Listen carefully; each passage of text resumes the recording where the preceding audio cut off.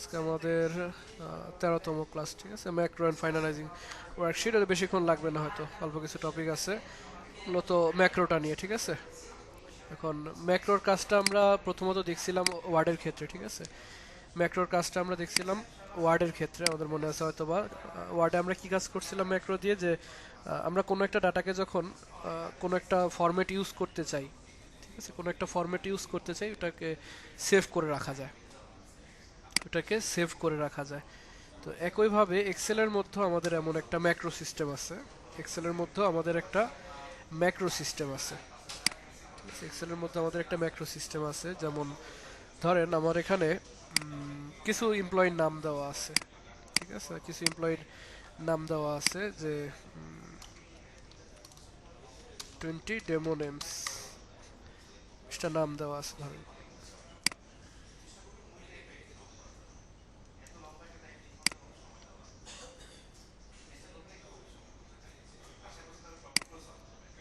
অনেকগুলা নাম দেওয়া আছে আমার কাছে।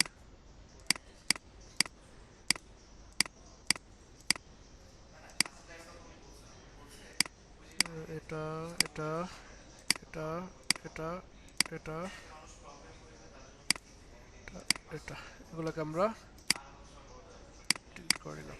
এই আমাদের 20টা নাম দেওয়া আছে, ঠিক আছে। এবং তার পাশে ধরেন যে একটু নিচে নামায় এখান থেকে বললাম ইনসার্ট, এখানে হলো কি আমার যে কাস্টমার নেম, কাস্টমার নেম, ঠিক আছে, কাস্টমার নেমটাকে আমি একটু বড় করে নিলাম, একটু বোল্ড করে নিলাম। আর তার পাশে আমি দিলাম কি, যে ধরেন ডিউ দিলাম, যে কি পরিমাণ ডিউ আছে। আমি ফরম্যাট পেন্টার দিয়ে এই ফরম্যাটটা এখানে নিয়ে আসলাম, তাদের ডিউ দিলাম যে 10 52 00 48।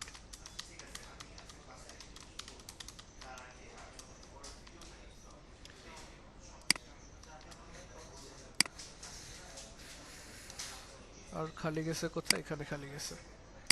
তো ধরেন এরকম একটা ডাটা আপনার কাছে প্রতি মাসে আসে, ঠিক আছে, প্রতি মাসে আপনার কাছে এরকম একটা ডেটা আসে, যেটাকে আপনার আপনার অফিস থেকে আপনাকে কি করে দিতে হয়, এটাকে একটু ফরম্যাটিং করে দিতে হয়, ঠিক আছে, এটাকে একটু ফরম্যাটিং করে দিতে হয়।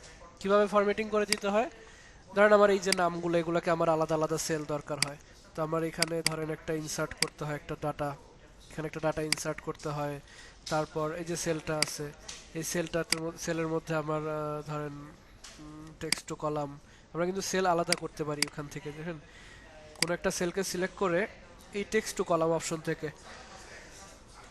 টেক্সট টু কলাম অপশন থেকে সেল নাম্বার এতটুকু দরকার, এখান থেকে আমি টেক্সট টু কলাম অপশন থেকে ডাটার মধ্যে টেক্সট টু কলাম অপশন, এখানে এসে বলতে পারি যে ডিলিমিটেড, ঠিক আছে, character such as comma tab separate each field, বুঝতে পারছেন। অর্থাৎ আমার এখানে যদি কমা দিয়ে দুইটা ডাটা থাকে, তো ওইটাকে আমি চাইলে আলাদা আলাদা ফিল্ডের মধ্যে রাখতে পারি, ঠিক আছে, আলাদা আলাদা ফিল্ডে রাখতে পারি। তো বললাম নেক্সট, কিসের ভিত্তিতে সে ডাটাগুলোকে আলাদা করবে, কিসের ভিত্তিতে আলাদা করবে, কমার ভিত্তিতে, স্পেসের ভিত্তিতে বলতে পারি। এখানে যেহেতু আমার নামের মাঝখানে স্পেস আছে, আবির স্পেস মাহমুদ, সালমা স্পেস খাতুন, তো আমি এখানে বলে দিলাম যে স্পেসের ভিত্তিতে, স্পেসের ভিত্তিতে সে আমাকে দুইটা আলাদা লাইন করে দিবে। এরপর বললাম কি ফিনিশ, ঠিক আছে। দেখছেন আমার কি এই ডাটাগুলোকে সে আলাদা আলাদা করে দিছে। এখানে আমি বললাম যে ফার্স্ট নেম লাস্ট হচ্ছে, দাঁড়ান এটা সহই সিলেক্ট করি, সিলেক্ট করে বললাম text to column next space finish. এখানে বললাম যে, এখানে এসে বললাম এটা হলো কি আমার ফার্স্ট নেম, এখানে এসে বললাম ফার্স্ট নেম, আর এখানে এসে বললাম লাস্ট নেম, ঠিক আছে। এখানে বললাম ফার্স্ট নেম, এখানে আমি বললাম কি লাস্ট নেম, আর এখানে আমার কি ডিউগুলা। আর ডিউগুলাকেও চাইলে আমি বলতে পারি কিভাবে, যে ডিউতে এসে বললাম, ডিউতে এসে বললাম যে ডাটা ভ্যালিডেশন থেকে, ডাটা ভ্যালিডেশন আমরা কন্ডিশনাল ফরম্যাটিং দেখছিলাম, কন্ডিশন ফরম্যাটার থেকে বললাম যে ফরম্যাটিং থেকে বললাম যে data highlight sell rules greater than 0, greater than 0, অর্থাৎ যাদের যাদের ডিউ নাই তাদের সেল নর্মাল থাকবে, এবং যাদের যাদের ডিউ আছে তাদের সেলগুলো কিরকম রেড হয়ে যাবে, তাদের সেলগুলো রেড হয়ে যাবে। এখন ওই যে বেসিক ফর্মুলাটা থেকে মানে স্ট্রাকচারটা থেকে আমরা এই যে ফরম্যাটিং করে দিলাম, এখন কিন্তু আমার ডাটাটা খুঁজতে বা বুঝতে সুবিধা হইতেছে। ঠিক আছে, এখন এই কাজটা ধরেন আপনার দিনে 4-5 বার করা লাগে, প্রতি সপ্তাহে করা লাগে, প্রতি মাসে করা লাগে। তো ওই জিনিসটার জন্য আমরা কি করি, ম্যাক্রো ইউজ করি। ওই জিনিসটার জন্য আমরা ম্যাক্রো ইউজ করি। ঠিক আছে, ম্যাক্রো ইউজ করার জন্য আমরা ধরেন একদম আগের অবস্থায় চলে আসলাম।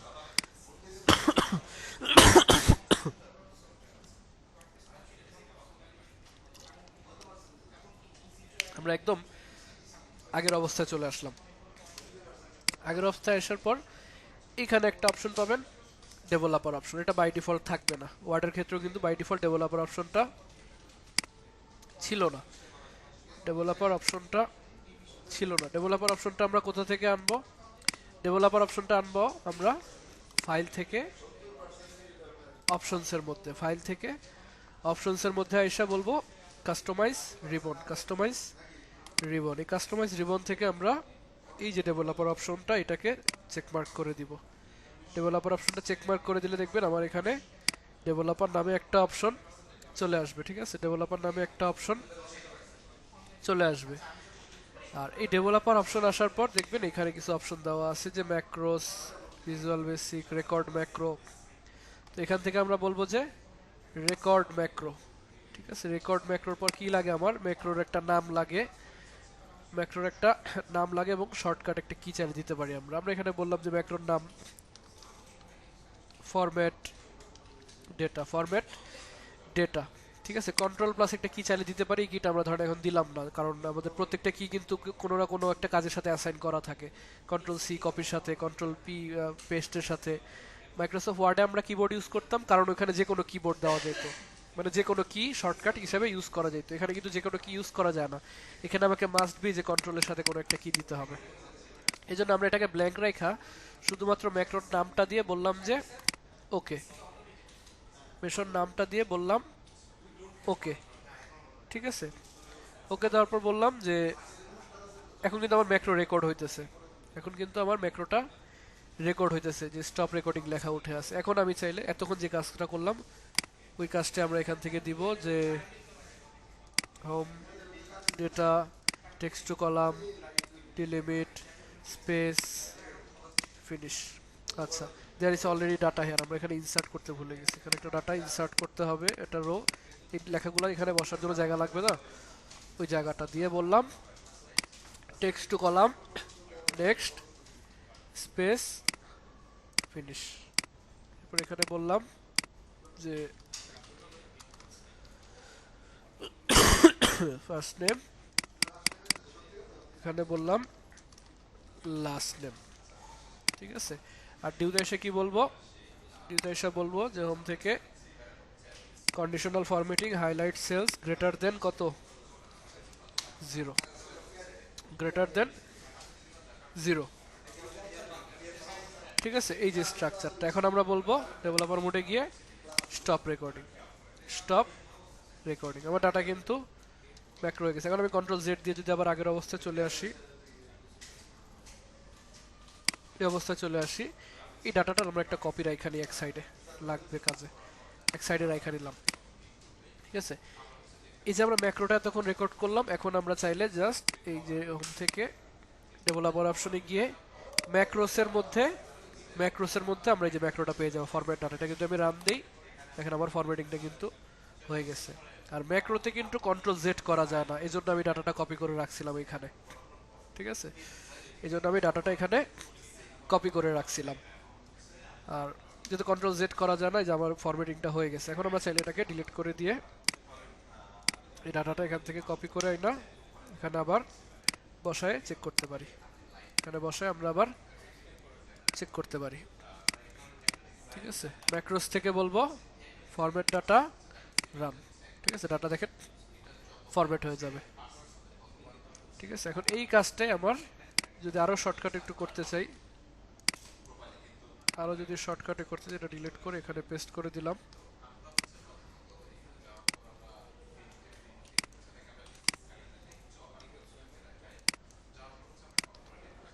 পেস্ট করে দিলাম।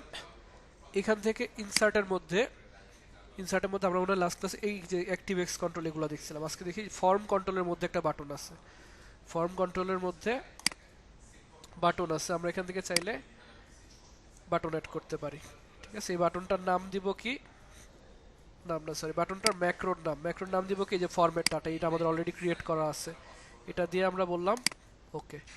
আর এই বাটনটাকে আমরা ডাবল ক্লিক করে বাটনের মধ্যে নামটা চেঞ্জ করে দিলাম কি, ফরম্যাট। ঠিক আছে, আমরা ডিজাইন মোড থেকে চাইলে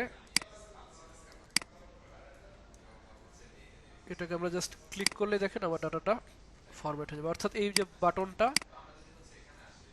এই বাটনটা যতবারই ক্লিক করবেন আপনার ওই ম্যাক্রোটা জাস্ট রান হতে থাকবে। ঠিক আছে, আমার অ্যাকচুয়াল ডাটা কোথায়, এই যে অ্যাকচুয়াল ডাটা।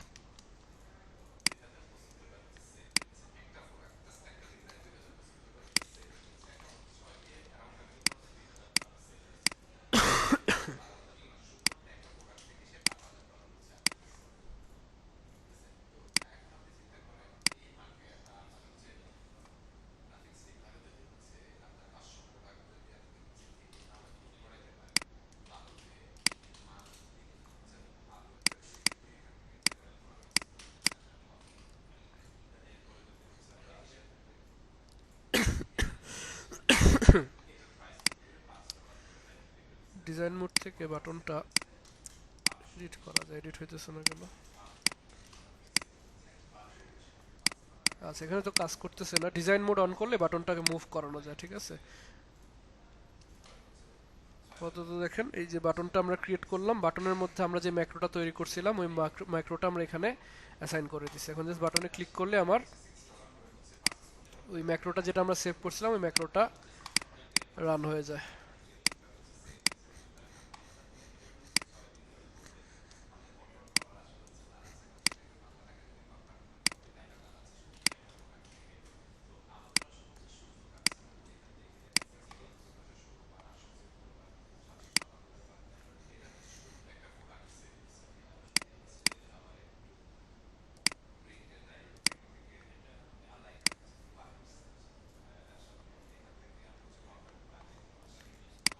আচ্ছা, আরেকটা অপশন এখানে আছে যে ভিজুয়াল বেসিক।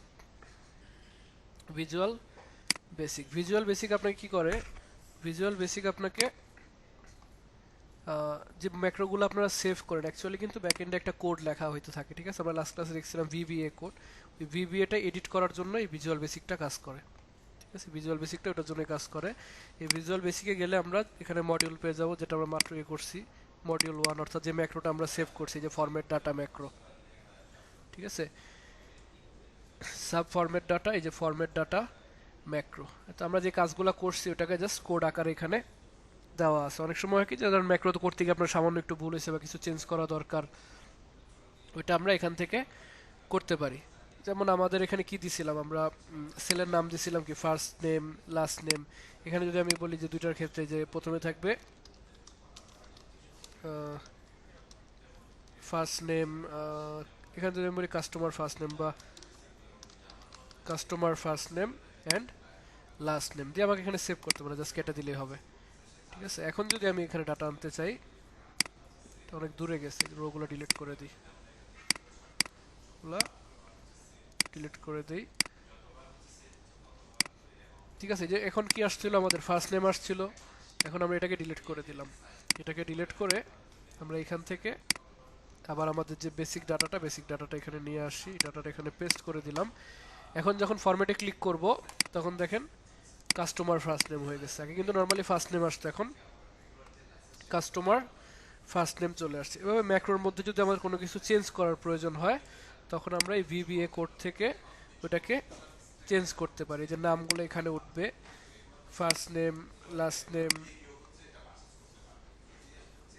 ঠিক আছে, যে ফর্মুলা ওয়াল ইকুয়াল 0, তারপর সেলের যে রেফারেন্সগুলা, যে রেঞ্জ A1 থেকে সিলেক্ট করবে, B1 থেকে সিলেক্ট করবে। A1 এর বলবে কাস্টমার ফার্স্ট নেম, B1 এসে বলবে কাস্টমার লাস্ট নেম।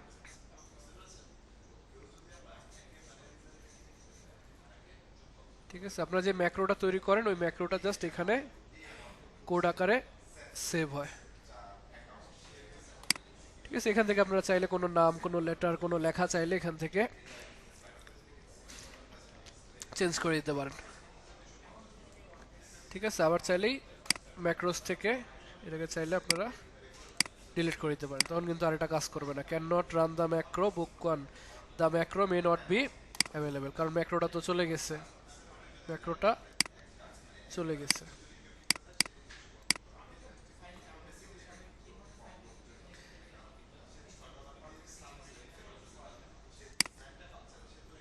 এখানে ম্যাক্রোটা আর নাই। ঠিক আছে, আপনার যখন কোনো একটা ম্যাক্রো রেডি করা থাকবে তখন আপনি জাস্ট রাইট বাটন ক্লিক করলে এই যে অ্যাসাইন ম্যাক্রো, এই অ্যাসাইন ম্যাক্রো অপশন থেকে যে ম্যাক্রোটা আপনার কাছে রেডি করা থাকবে ওই ম্যাক্রোটা আপনি এখানে খুঁজে পাবেন, ওই ম্যাক্রোটা জাস্ট অ্যাসাইন করে দিবেন। ঠিক আছে, ধরেন আপনি অনেকগুলা কাজ একটা ম্যাক্রোর মধ্যে রেখে ওই ম্যাক্রোটা কোনো একটা বাটনের মধ্যে অ্যাড করে দিলেন, তাহলে কি হবে, আপনি জাস্ট একটা বাটন ক্লিক করে ওই লং প্রসেসের যে কাজগুলো ওই কাজগুলো করতে পারবেন। ঠিক আছে, আর যেগুলো ছিল যে আপনাদের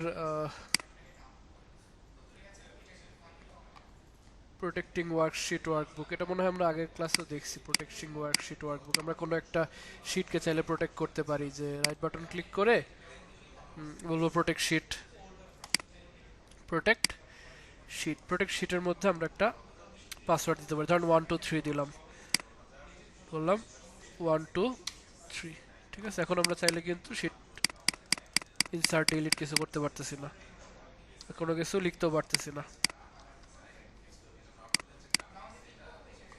আবার যখন আনপ্রোটেক্ট করতে যাব তখন বলবো যে আনপ্রোটেক্ট শিট, পাসওয়ার্ড দিব, আনপ্রোটেক্ট হয়ে যাবে।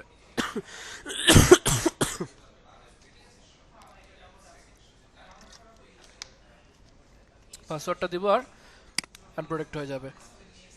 আবার চাইলে আমরা শিট যখন প্রোটেক্ট করি তখন চাইলে কিছু কন্ডিশনও দিয়ে দিতে পারি, তখন চাইলে কিছু কন্ডিশনও দিয়ে দিতে পারি, যে প্রোটেক্ট শিটের মধ্যে কি কি পারমিশন আপনি তাকে দিতে চাইতেছেন, যে সে চাইলে ইনসার্ট কলাম করতে পারবে, ইনসার্ট রো করতে পারবে, আবার ডিলিট কলাম ডিলিট রো, মানে সে রো কলাম অ্যাড করতে পারবে, ডিলিটও করতে পারবে।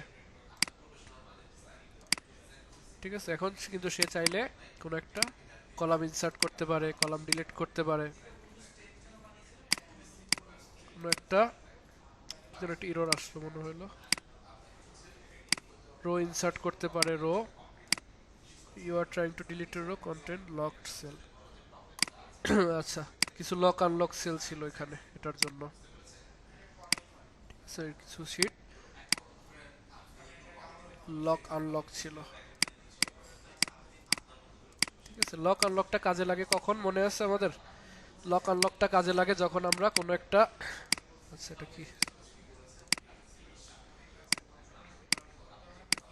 লক আনলকটা কাজে লাগে যখন আমরা শিটের মধ্যে কোনো নির্দিষ্ট অংশকে প্রোটেক্ট করতে চাই বা নির্দিষ্ট অংশকে খালি রাখতে চাই। যেমন আমার এই ডাটাটাকে আমি এখানে নিয়ে নিলাম, এই ডাটাটা এখানে নিয়ে নিলাম। এখন আমি চাইতেছি যে দুইটা ওয়ে হইতে পারে, দুইটা মেথড, যে আমি শুধুমাত্র এই জায়গাটার মধ্যে আমি চেঞ্জ করতে পারবো, বাকি কোথাও চেঞ্জ করতে পারবো না। আরেকটা হলো যে বাকি সব জায়গায় চেঞ্জ করতে পারবো কিন্তু শুধু এই জায়গাটুকুর মধ্যে চেঞ্জ করতে পারবো না। ঠিক আছে, তো এই কাজটার জন্য আমাদের লক আনলকটা লাগে। ঠিক আছে, ধরেন আমি শুধু এই জায়গাটুকুর মধ্যে চেঞ্জেস করতে পারবো এবং শিটের বাকি কোথাও আমি চেঞ্জ করতে পারবো না, তখন কি করব? তখন আমি ফার্স্টে এই পুরো শিটটা সিলেক্ট করব, সিলেক্ট করার পর বলবো যে পুরোটা সিলেক্ট করার পর বলবো format cells, format sell, format সেলে গিয়ে বলবো প্রোটেকশন থেকে আনলক করে দিব। আমার পুরোটা মানে পুরো শিটের সবগুলো মানে সেল কিন্তু আনলক হয়ে গেছে। এখন আমি শুধুমাত্র নির্দিষ্ট সেলকে বলবো format sell protection locked, protection locked. এখন যখন আমি এখান থেকে প্রোটেক্ট শিট করব বলবো 123 123, এখন কিন্তু আমি এখানে চেঞ্জ করতে পারতেছি, কিন্তু এই জায়গায় কিন্তু আমি আর চেঞ্জ করতে পারবো না, এই জায়গাটার মধ্যে আর চেঞ্জ করতে পারবো না। ঠিক একইভাবে এটার বিপরীতটাও করা যায়, আনপ্রোটেক্ট করে নেই, এটার বিপরীতটাও করা যায়, যে সবগুলো সেল সিলেক্ট করে ফরম্যাট সেল থেকে গিয়ে বললেন যে লকড, সবগুলো কিন্তু এখন লক হয়ে গেছে, দেখেন ফরম্যাট সেল লকড। এখান থেকে আপনি এখন সবগুলো লক করার পর জাস্ট এই কটা সেলকে আপনি ফরম্যাট সেল আনলক করে দিবেন। এই কটা সেলকে শুধুমাত্র আনলক করে দিবেন। এই কটা শিটকে আনলক করে দেওয়ার পর আপনি প্রোটেক্ট শিট থেকে পুরো শিটটাকে লক করে দেবেন। ঠিক আছে, এখন এগুলা কিন্তু লক করা ছিল, শুধু এটা মাত্র আনলক ছিল, এই জন্য আমি এখানে কোনো কি করলাম,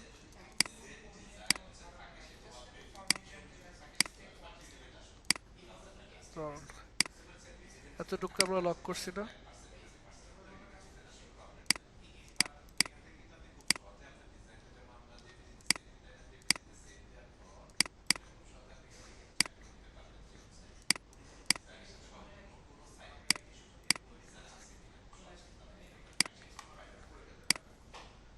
ফরম্যাট সেল লকড, সবগুলোকে লক করে দিলাম। সবগুলো লক হয়েছে, লকড। এবার জাস্ট এতটুকু জায়গাকে আমি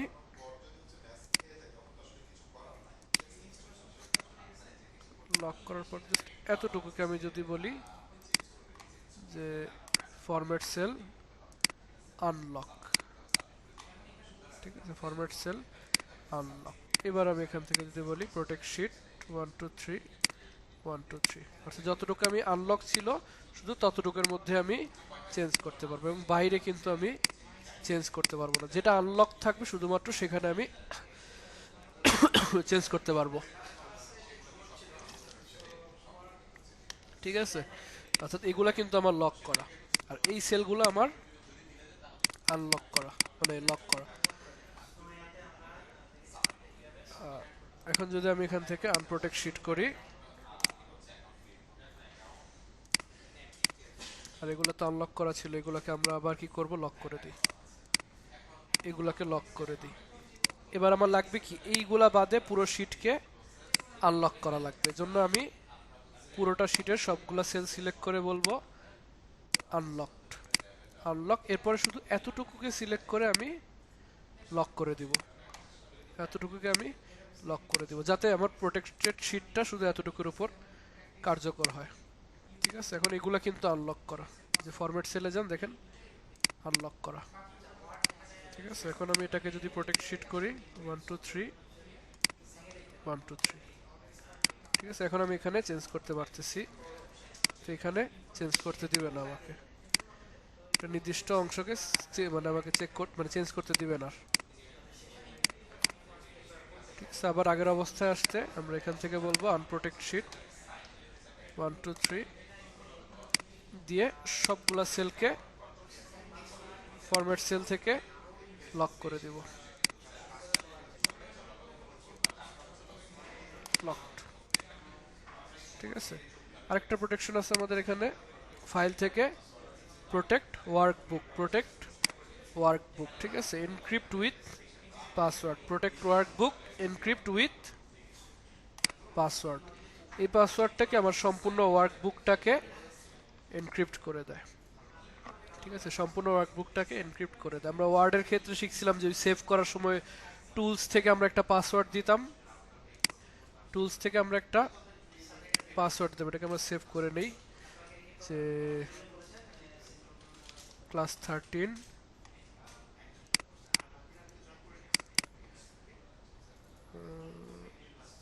MSO 2502 ক্লাস 13। ঠিক আছে,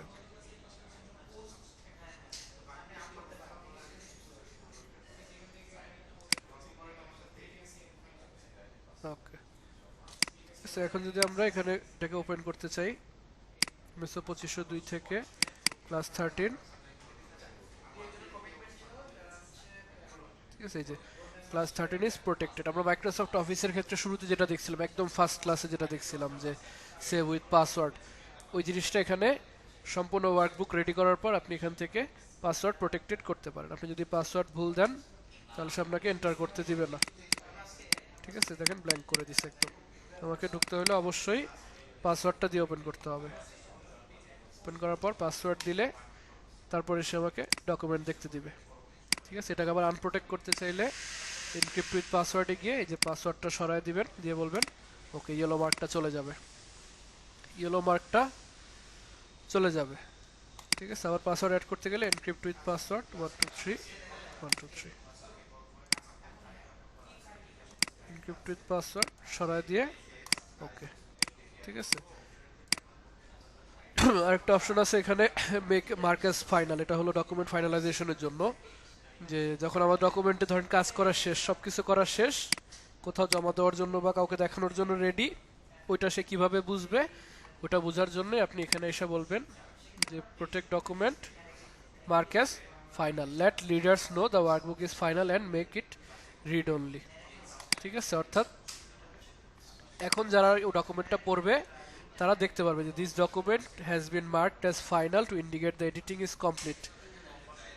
ঠিক আছে, এডিটিং ইজ কমপ্লিট, অর্থাৎ এখন যে এই শীটের মধ্যে ঢুকবে সে বুঝতে পারবে যে এই ডকুমেন্টে আর কোনো কাজ বাকি নাই, এই ডকুমেন্টটা প্রিন্ট করার জন্য বা জমা দেওয়ার জন্য একদম final. An author has marked the workbook as final to discourage editing. ঠিক আছে, এরপর একটা অপশন আছে যে এডিট এনিওয়ে। ঠিক আছে, আবার হলো আপনি চাইলে যে মানে একদম ফাইনাল করে দিছে একজন, এরপর আপনার মনে হলো না কিছু চেঞ্জ করা দরকার, তখন আপনি এই এডিট এনিওয়ে দিয়ে আবার চেঞ্জ করতে পারেন। এটা আসলে তেমন কোনো সিকিউরিটি দেয় না, এটা জাস্ট মানে ইউজারকে দেখানোর জন্য যে হ্যাঁ এটা কমপ্লিট, এটার জন্য, আর তেমন কিছুই না, আর তেমন কিছুই না। ঠিক আছে, জাস্ট উপরে শো করবে যে মার্কড অ্যাজ ফাইনাল, এটা ফাইনাল ডকুমেন্ট প্রিন্ট করার জন্য, এন্ড এডিট অপশনগুলো আপনার জন্য অফ করে দিবে। তারপর এডিট এনিওয়ে দিলে আবার আপনার কাছে চলে আসবে। ঠিক আছে, এরপরে কিছু অপশন আছে যে এখানে নাই, যে এখানে চেক ফর ইস্যুস, যদি কোনো ইন্সপেক্ট করতে চান যে document properties, print path, authors name. ঠিক আছে, এখান থেকে আপনি ইন্সপেক্ট ডকুমেন্ট করতে পারেন। ইন্সপেক্ট ডকুমেন্ট করলে সে আপনার কিছু কিছু জিনিস ইন্সপেক্ট করে দিবে, যেখানে কোনো কমেন্ট আছে কিনা। তো কমেন্টে মনে পড়লো, আমরা চাইলে ডকুমেন্টের মধ্যে কমেন্ট অ্যাড করতে পারি, এটা একটা ইম্পর্টেন্ট জিনিস, যদি এটা মডিউলে ছিল না।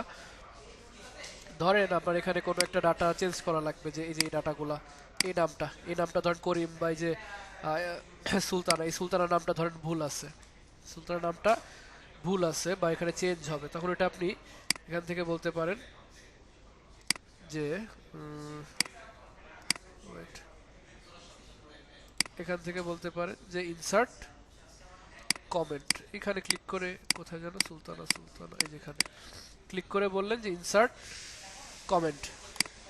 কমেন্ট করলে কি হবে, এই সেলের জন্য, এই নির্দিষ্ট সেলের জন্য দেখেন একটা এই যে অ্যারো দিয়ে একটা কমেন্ট বলে দিচ্ছে আনোয়ার হোসেন, এটা হলো আমার কম্পিউটার মানে ইউজারের নেম, আমি যে কম্পিউটারে বসে আছি কম্পিউটারের ইউজার নেম, এজন্য এই নামটা এখানে আসছে। যে উনি কমেন্ট করছে কি যে this name should be changed. ঠিক আছে, এই যে ছোট করে একটা লাল সাইন দেখাইতেছে এখানে, ছোট করে একটা লাল সাইন, এটা দ্বারা বুঝাইছে যে এখানে একটা কমেন্ট আছে। আপনি যখন এখানে মাউস হভার করবেন বা সিলেক্ট করবেন, আপনার এখানে কমেন্টটা শো করবে যে দিস শুড বি চেঞ্জ। আপনার ডকুমেন্টে কোথাও যদি এডিট করার প্রয়োজন হয় বা অনেকে একটা ডকুমেন্টের মধ্যে কাজ করেন, তখন আপনি এভাবে কমেন্ট অ্যাড করতে পারেন। ঠিক আছে, এই কমেন্ট আবার আপনি সেমভাবে রাইট বাটন ক্লিক করে ডিলিট কমেন্ট অথবা এডিটও করতে পারেন। এখানে আপনি বলে দিতে পারেন যে চেঞ্জ ডান। এরপরে যখন আবার আপনার ম্যানেজার বা কেউ ঢুকলো, সে দেখলো যে আচ্ছা চেঞ্জ ডান, আপনি চেঞ্জ করে ফেলছেন, তখন সে চাইলে এখান থেকে ডিলিট কমেন্টকে ডিলিট করে দিতে পারে। এভাবে অনেকে যখন একটা ডকুমেন্টের মধ্যে কাজ করে, তখন আপনারা এখান থেকে চাইলে কোনো একটা কমেন্ট অ্যাড করতে পারেন, রিমুভ করতে পারেন, সে কোনো একটা ডকুমেন্ট অ্যাড করতে পারেন, আবার রিমুভ করতে পারেন। ঠিক আছে, আর এই চেক ফর ইস্যুস থেকে inspect document, make sure you save changes, আচ্ছা সেভ করছি কিনা, সেভ করলাম। এরপর এখানে বলছি কি এই বিষয়গুলো সে চেক করে দিবে আপনাকে, যে কন্টেন্ট কোনো অ্যাড ইন আছে কিনা, পিভট টেবিল অ্যাড আছে কিনা, ইমবেডেড ডকুমেন্ট ম্যাক্রো ইউজ হয়েছে কিনা, এগুলো সব দিয়ে সে ইন্সপেক্ট করে ওভারঅল একটা রিভিউ দিবে যে না সবকিছু ঠিকঠাক আছে। ইনভিজিবল কন্টেন্ট নাই কোনো, no hidden worksheet found, no hidden rows, কোনো হিডেন রো কলাম নাই, no header footer were found, header footer নাই কোনো, নো এক্সএমএল ওয়াজ ফাউন্ড। কি কি আছে এখানে একটু প্রবলেম আছে যে কমেন্টস এর অ্যানোটেশনও নাই, document properties and personal information, the following document information was found, ডকুমেন্টের প্রপার্টি, অথরের নাম and absolute path to the workbook, printer properties, এই বিষয়গুলো সে পাইছে। এগুলো যদি আপনি এখান থেকে রিমুভ অল করে দেন, এটাও ক্লিয়ার হয়ে যাবে। ঠিক আছে, আপনি রিইন্সপেক্ট করতে পারেন। ঠিক আছে, এখন দেখেন সবকিছু ডান।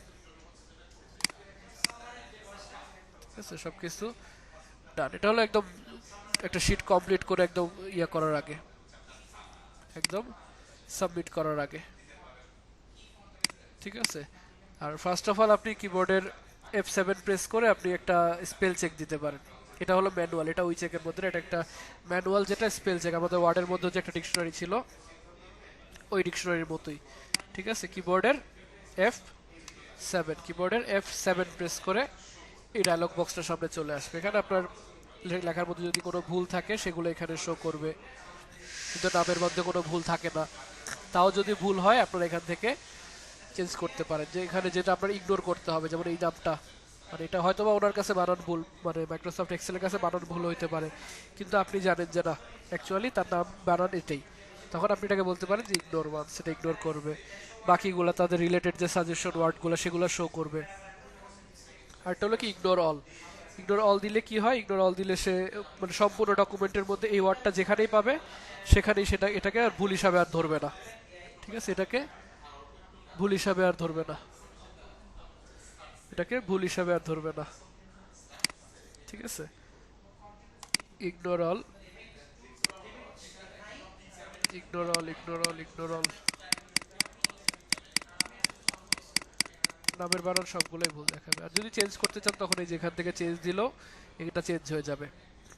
ঠিক আছে, এখান থেকে চেঞ্জ হয়ে যাবে। আর চেঞ্জ অল দিলে কি হবে, চেঞ্জ অল দিলে এই নামটা ডকুমেন্টের মানে যত জায়গায় আছে সব জায়গাতে এটা চেঞ্জ হয়ে যাবে। এটা হলো চেঞ্জ আর চেঞ্জ অল।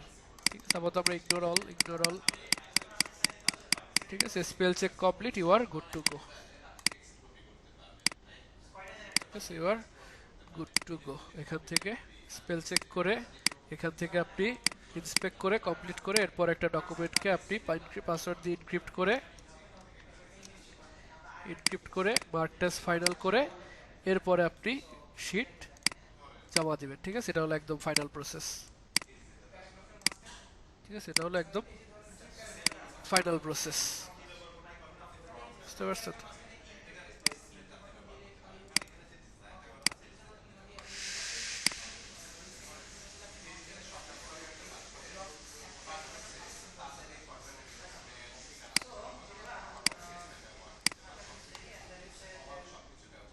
আচ্ছা, আজকে আর তেমন কোনো টপিক নাই। নেক্সট ক্লাসে আমরা কিছু প্রজেক্ট দেখব। নেক্সট ক্লাসে আমরা রেজাল্ট শিট তৈরি করব, ওয়েস্ট শিট তৈরি করব, কমিশন বিল তৈরি করব, ইলেকট্রিসিটি বিল তৈরি করব। ঠিক আছে, 4টা প্রজেক্ট করব এবং আপনাদেরকে অবশ্যই এই 4টা প্রজেক্ট করে জমা দিতে হবে। ঠিক আছে, যেহেতু আপনাদের কোর্সে 2টা ক্লাস আছে, কোর্স শেষে অবশ্যই যেহেতু সার্টিফিকেট আছে এবং সার্টিফিকেটের জন্য অবশ্যই প্রজেক্ট 4টা কমপ্লিট করে আপনাদের জমা দিতে হবে। প্রজেক্টগুলো আমরা করবো নেক্সট ক্লাসে। এরপর আপনারা এটা করে গুগল ড্রাইভে করে আমরা একটা ফর্ম দিব সার্টিফিকেটের জন্য, ফর্মটা ফিল আপ করে দিবেন এবং যারা যারা প্রজেক্ট জমা দিবেন তাদের কাছে সার্টিফিকেটটা চলে যাবে। ঠিক আছে,